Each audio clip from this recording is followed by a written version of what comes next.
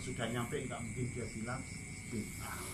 Banyak hadis yang menerangkan mungkin tidak secara tekstual halal bihalal, tapi ada yang menyangkut di situ. Itulah yang dinamakan qiyas ya. Karena nanti di dalam akhirat itu tidak ada harta, tidak ada dirham, tidak ada rupiah. Jadi kalau kita masih punya sangkutan hutang, tidak bisa dibayar di sana. Makanya diselesaikan di dunia. Seandainya ada di antara kalian yang menzalimi saudara kalian, maka fal yatahallal di sini ya. Hendaknya kalian memohon halalnya. Selanjutnya min qabli ayyu khada li akhihi min hasanati. Sebelum kebaikan kalian nanti di akhirat diambil kepada orang yang kalian dolimi. Fa ilam yakun hasanatuhu, apabila di antara kalian nggak punya kebaikan, nggak punya pahala, nggak ada ibadah, ya. Kemudian ukhidha min sayyiati akhihi faturihat alaihi, maka dilemparkanlah dosa-dosa saudara kalian yang kalian dolimi kepada orang yang mendolimi tersebut. Jadi kalau nanti di akhirat orang yang kita dolimi datang mendapat wajah Allah, orang ini dulu di dunia dolim sama saya, sementara dia itu gak ada kebaikannya sama sekali, maka dosa orang yang kalian dolimi akan diberikan kepada kalian yang mendolimi saudaranya. Makanya ada hadis lagi, atadruna manil muflis, kata Rasulullah, hai sahabatku, tahukah kalian orang-orang yang merugi, orang yang bangkrut?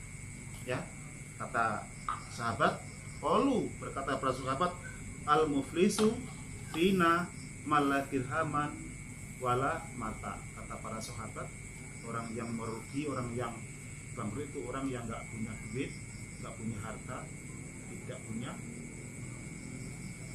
harta benda. Kata Rasulullah, bukan itu.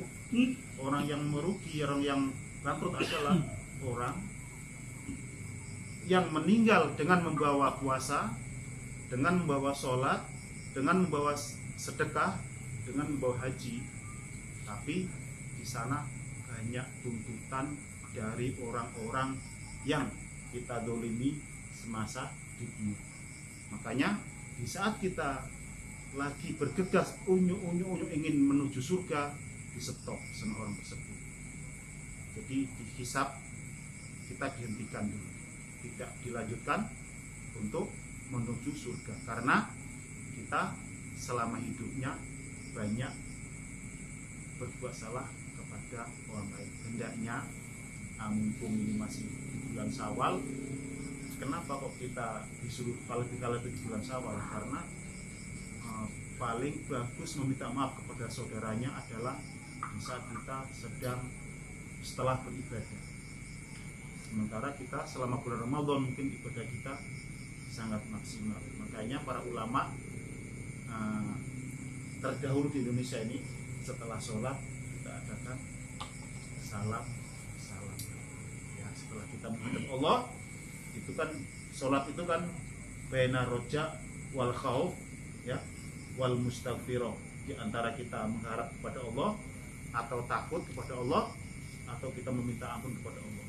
Setelah kita meminta ampun kepada Allah, kemudian kita harus bersalam-salaman, meminta ampun, meminta maaf kepada saudara-saudara kita, yang mana itu dilakukan kita, sehingga ada yang nggak setuju dibilangnya bid'ah. Sebenarnya itu intinya, cuman itu memang nggak ada perintahnya. Tapi ada perintahnya, setelah kalian minta ampun kepada Allah, setelah beristighfar, hendaknya kalian selesaikanlah hakul adam kepada antara kalian. Karena manusia itu mempunyai 3 hak di dunia ini. Yang pertama adalah hukukul adami li rabbihi, yaitu hak-haknya anak Adam terhadap Tuhannya. Haknya Allah apa? Kita harus ibadah, kita harus menyembah, kita harus mengabdi, ya. Yang kedua adalah hukukul adami li adami ghairi. Ya. Hak-haknya anak Adam, kita ini anak Adam kepada anak Adam yang lainnya. Makanya harus diselesaikan. Tadi di hadis disebut apabila ada madlamatun, ada kesalahan saling mendolimi, hendaknya fal yatahalal wa in kana dainan faqadahu. Apabila di antara kalian ada hutang, maka bayarlah.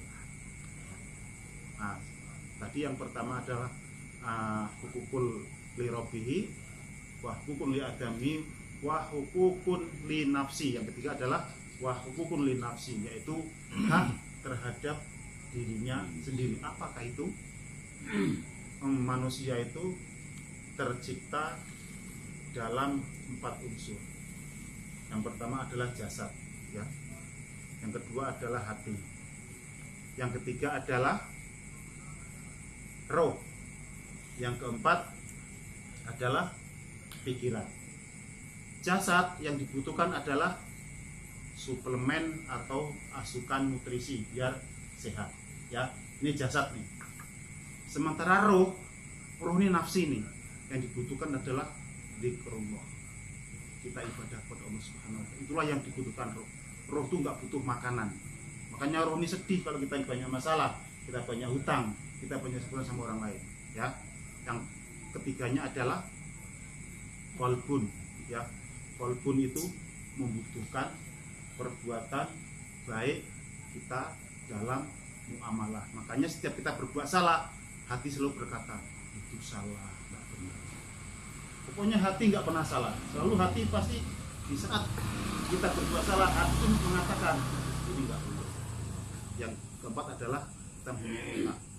Apa yang dibutuhkan otak adalah ilmu. Kita butuh ilmu pengetahuan, ya. Yang mana apabila kita berilmu, hidup kita akan senang dan bahagia. Kemudian apabila kita berilmu, kita kembali kepada Allah juga kita akan senang dan tersenyum. Karena di saat manusia itu mengalami sakaratul maut, maka ditampakkanlah tempat kita nanti.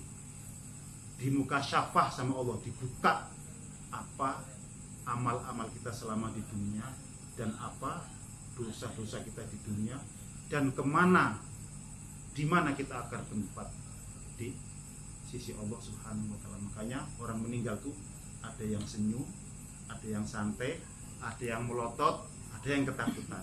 Karena sudah di saat sakaratul maut dinampakkanlah di situ, ya. Selanjutnya ini mungkin uraian sedikit masalah halal halal. Jadi Bapak sebelum kita mengetahui dalilnya, jangan bilang sedikit-sedikit bid'ah, ini bid'ah. Itu artinya apa? Kalau orang yang terlalu mudah mengatakan bid'ah, artinya orang itu belum tahu, belum nyampe kajiannya. Dia nggak salah, dia benar karena belum nyampe. Seperti anak-anak kita yang baru belajar, ya kan. Kalau orang tuh yang sudah tahu kemana jalan ke jodoh gitu kan, anak tuh pasti bilang sini lewat dari bandara lurus, nanti belok kiri ke kanan lagi. Tapi kalau orang yang nggak tahu, taunya lewat Batam Center, pasti dia akan bilang salah, bukan lewat situ, lewatnya Batam Center. Baru nanti belok kiri sampai ke mana tuh, Pelita, baru sampai ke jodoh. Itulah gambarannya. Makanya sebelum kita mengkaji lebih lanjut, hendaknya kita jangan saling menyalahkan amalan orang lain. Asal kok itu la ilaha illallah Muhammadur Rasulullah, insya Allah itu benar. Adapun yang berhak menerima amalan orang tersebut hanyalah Allah. Kita ini nggak ngerti, kita ini masih ragu-ragu atau nggak ada kepastiannya apakah amalan kita yang baik, apakah amalan mereka yang baik. Jadi hendaknya kita husnudzon aja, biar hubungan di antara kita saling baik, ya, ukhuwah Islamiyah kita tidak bermasalah. Kita ini kan kadang-kadang sesama orang Islam untuk berdoa, padahal sama-sama sholat, sama-sama puasa, sama-sama ngaji, cuman ada yang berbeda masalah amaliyah. Dan itu hendaknya kita harus yang lebih dewasa kita. Nggak apa-apa kita dibilang bid'ah, biarin aja. Toh hakikatnya kebenaran itu hanya Allah yang tahu. Selanjutnya mungkin akan mengutip masalah puasa. Mungkin kita semua juga hafal ayatnya, masalah puasa. Ya ayyuhalladzina amanu kutiba alaikumusiyam kama kutiba alal ladzina min qablikum la'allakum tattaqun. Jadi orang puasa itu endingnya adalah la'allakum tattaqun, agar kalian semua bertakwa. Lalu apakah yang dimaksud takwa di sini? Ya, takwa itu secara yang telah kita kaji adalah kita menjalankan semua perintah Allah dan meninggalkan larangan Allah, itu adalah takwa. Anak-anak TPQ juga mengerti kalau itu namanya takwa, ya. Tapi yang dimaksud takwa dalam surah Al-Baqarah ayat 183 di sini adalah dilanjutkan oleh surat Ali Imran ayat 134 kalau nggak salah, yaitu alladzina yunfiquna fis sarra'i wad-dharra'i wal kadhiminal ghaidha wal 'afina 'anil nas. Jadi yang dimaksud surat Al-Baqarah la'alakum tattaqun, ya, ada kelanjutannya. Alladzina yunfiquna fis sarra'i wad-dharra'i, yaitu orang-orang, ya, yang senantiasa menginfakkan sebagian hartanya bisarra'i wad-dharra, dalam kondisi sempit maupun lapang, dalam kondisi punya uang atau tidak punya uang, sesayogianya kita bagi, continue kita sedekah itu. Kalau nggak ada duit 5.000 ya 1.000 pun jadilah, kita ke masjid masukkan, karena setiap ada aqimus sholah wa ita'uz zakah itu udah pasti. Artinya bersedekah, berinfak, berzakat itu kelasnya beriringan dengan sholat, ya. Seandainya kita puasa dari subuh sampai maghrib, itu lapar kita, haus kita ada batasnya. Begitu dengar tung maghrib orang adzan, kita boleh makan. Akan tetapi saudara-saudara kita yang miskin, yang fakir, kelaparan dia tidak ada batasnya. Makanya Allah selalu setiap perintah sholat pasti diikutin oleh perintah zakat. Jadi kita sedekah, kita infak tidak harus nunggu punya, dibagi. Seandainya makan kita siang tadi atau malam ini pakai ayam, kita kurangi menjadi pakai telur saja. Jadi sisanya kita infakkan, ya. Karena kalau kita menunggu kaya, menunggu punya baru infak, manusia itu nggak pernah kaya dan nggak pernah punya. Contoh, tadinya kita enak naik sepeda, begitu tambah harta, tambah duit, beli motor, kredit, akhirnya tambah beban lagi, akhirnya sedekah nggak jadi lagi karena kita tambah beban lagi. Kita sudah punya motor enak, tambah gaji kita, tambah duit, beli mobil. Makanya kalau sedekah kok kita menunggu kaya, tidak akan sedekah. Yang saya bilang tadi hendaknya dibagi.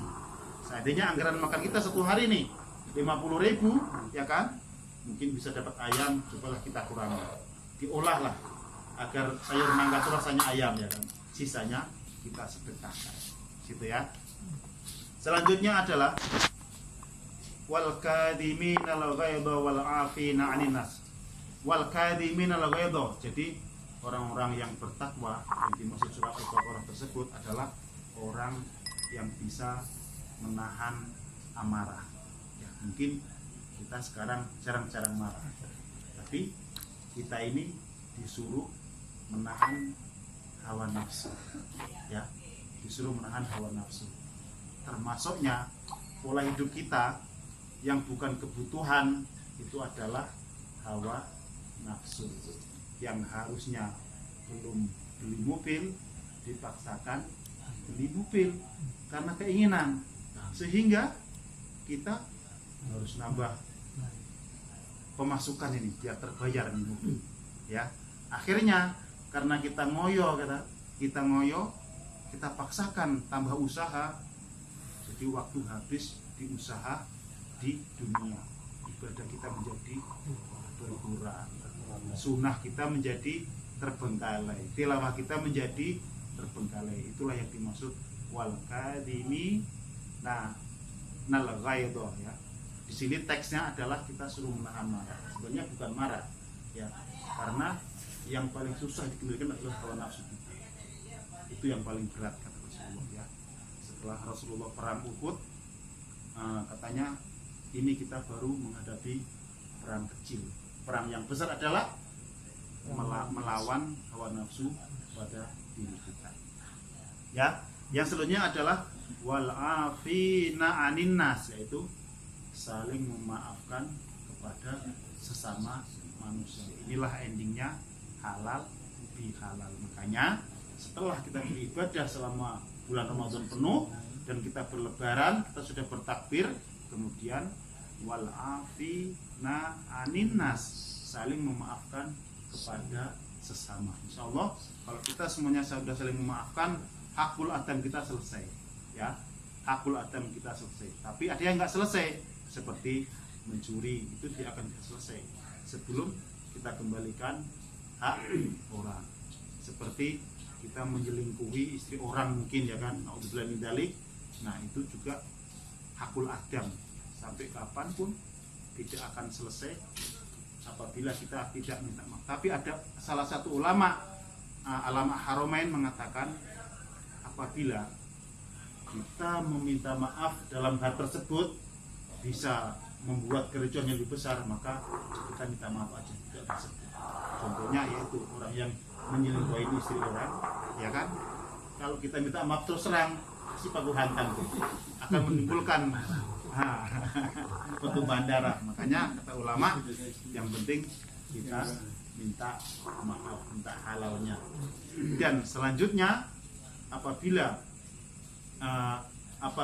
kita belum minta maaf secara detail, maka banyak-banyaklah kita sedekah yang diniatkan untuk dia, karena kita sudah menggolimi dia.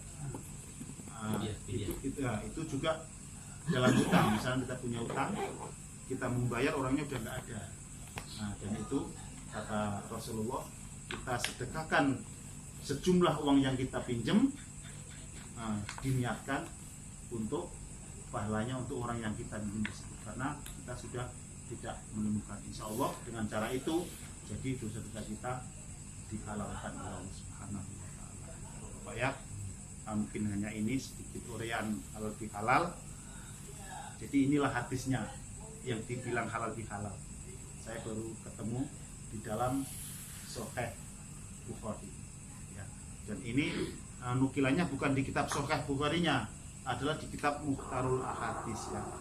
Wallahu a'lam bishawab. Mudah-mudahan bermanfaat untuk kita semua ya, sehingga setahun ke depan ini kita harus berhati-hati lagi hidupnya. Jadi kata ulama, apa ciri-ciri bahwa ibadah kita puasa kemarin diterima oleh Allah? Ciri-cirinya seperti apa gitu ya? Yang pertama, ciri-cirinya adalah setelah bulan Syawal minimal istiqomah seperti bulan puasa ibadah kita. Seandainya bulan puasa ada sholat taraweh, maka di malam-malam biasa juga ada qiyamul lail yang Rasulullah selalu laksanakan 11 rakaat ya. Mungkin 10 rakaat ditambah witir 1 menjadi 11. Kalau di bulan puasa kita rajin sedekah, ya kita ikutin. Setelah lebaran ini kita bersedekah, walaupun satu hari 1000 atau 500 perak minimal. Kalau kita nggak punya harta, kita membantu orang lain yang lagi kesusahan ya. Terus di saat bulan puasa kita menahan lapar, hendaknya setelah lebaran di bulan Syawal ini dan seterusnya kita laksanakan puasa Senin Kemis. Kalau mampu yaitu ditambah dengan ayamul bid. Kalau lebih mampu lagi ditambah puasa Daud ya. Jadi minimal kita istiqomah. Tapi kata ulama sebenarnya seperti apakah ciri-ciri puasa yang diterima oleh Allah? yaitu meningkat, ibadah kita selalu meningkat. Artinya apa? Taufik dari Allah tuh bertambah. Apa yang namanya taufik? Taufik adalah ketukan hati yang diberikan Allah kepada kita sehingga kaki kita itu melangkahnya ringan sekali dalam menuju kebaikan. Macam kayak kita umur sekarang ini, kita ngaji nih Pak, kalau nggak ada taufik Allah kita malas nih Pak, malas kita, bagus ngobrol bahkan main gaple ya. Allah alam bisawab, mudah-mudahan bermanfaat dan mohon maaf atas kekurangannya. Dan bapak-bapak mungkin selama sebelum bulan Ramadan saya memberikan materi ada kekurangan, maaf ya, mohon dimaafkan Bapak ya. Wassalamualaikum warahmatullahi wabarakatuh. Alhamdulillah, kita sudah sama-sama dengan pembahasan masalah halal bihalal.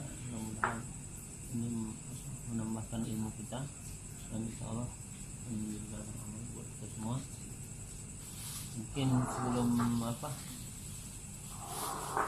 ada baiknya ada yang baru ta'aruf dulu Pak ya. Pak, silakan memperkenalkan diri. Mas. Assalamualaikum warahmatullahi wabarakatuh. Waalaikumsalam. Atas nama saya Dityani, asal dari Lampung. Orangnya asli suku Jawa. Bapak Bogor. Bogor mana Pak? Sunda lah kalau Bogor. Bogor sudah. Bogornya mana maksudnya? Bogornya Ciawi.